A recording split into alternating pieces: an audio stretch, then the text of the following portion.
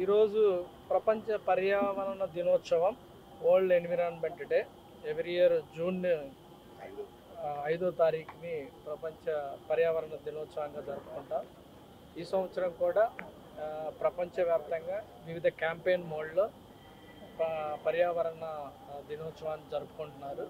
మనం కూడా తిరుమలలో చాలా ప్లానింగ్ తోటి ఈసారి ప్రపంచ పర్యావరణ దినోత్సవాన్ని జరుపుకోబోతున్నాం. ఈ సందర్భంగా ఈరోజు ఉదయమే ఇక్కడ అక్టోబర్ సెంటర్లో మనం కొన్ని మొక్కలు నాటడం జరిగింది. దాదాపు ఈరోజు 2000 మొక్కలు నాటాలని చెప్పి ఆల్రెడీ ప్రొక్యూర్ చేసి ప్లేసెస్ ఐడెంటిఫై చేసి దాని ప్రకారం ఎక్కడెక్కడ నాటాలి అని మన తిరుమల ఫారెస్ట్ అధికారులు పూర్తి స్థాయిలో ప్లానింగ్ చేసి ఎగ్జిక్యూట్ చేస్తున్నారు. సో మీ అందరికీ తెలుసు, తిరుమల అంటేనే పచ్చదనానికి నిదర్శనం. దాదాపు 70% ఫారెస్ట్ కవర్ ఉన్నాయి తిరుమలలో. ఇప్పుడు రాబోయే కాలంలో 80%కి మార్చాలని చెప్పి మనం ప్లానింగ్ కూడా చేశాము. అందుకు అనుగుణంగా వచ్చే ఈ రైనీ సీజన్లో 1,00,000 చెట్లు ఇక్కడ ఫారెస్ట్లో కూడా నాటబోతున్నాము. ఇందుకు ఫారెస్ట్ వాళ్ళ సపోర్ట్ కూడా తీసుకొని పూర్తి స్థాయిలో మన శ్రీనివాసుల డిఎఫ్ఓ దానికి ప్రణాళికలు సిద్ధం చేశారు. సో మీకు ఓవరాల్గా తిరుమలలో ఈ సంవత్సరం థీమ్ అయితే బీట్ ద ప్లాస్టిక్ నశింపజేయాలి అనేది. అందుకు అనుగుణంగా మనం ఇప్పటికే ప్లాస్టిక్ బాటిల్స్, ప్లాస్టిక్ యూసేజెస్ అన్నీ కూడా తిరుమలలో రద్దు చేశాము. దాన్ని పగడ్బందీగా ఇంప్లిమెంటేషన్ కూడా చేస్తున్నాము. అదేవిధంగా చాలా ఇంకా మిగతా ఏరియాలో కూడా ప్లాస్టిక్ డబ్బాలు లేకుండా చేయడం, ప్లాస్టిక్ రిలేటెడ్ వస్తువులు కూడా కొన్ని ఏరియాలో టెంపుల్ చుట్టుపక్కల ఎక్కడా కూడా వాడటం పూర్తి స్థాయిలో నిషేధం చేయడం జరిగింది. సో ప్లాస్టిక్ అనేది చాలా హజార్డస్. ఒక రకంగా చెప్పాలంటే ఇది చాలా హెల్త్కి కానీ ఎన్విరాన్మెంట్కి కానీ ఇది ఒక పెద్ద శత్రువు అని చెప్పొచ్చు.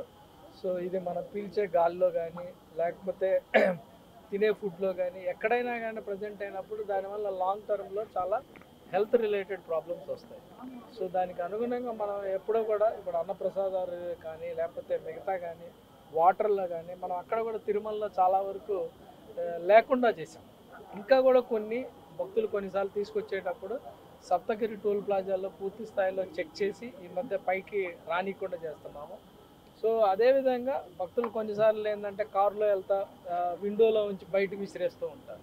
దాన్ని కూడా ఈ మధ్య చాలా వరకు సెన్సిటైజ్ చేసి అలా చేయొద్దు, అది ఎన్విరాన్మెంటల్గా చాలా ఇబ్బందులు అని చెప్పి ఎక్కడికక్కడే కాషన్స్ పెట్టి సెన్సిటైజ్ చేయటం జరుగుతుంది.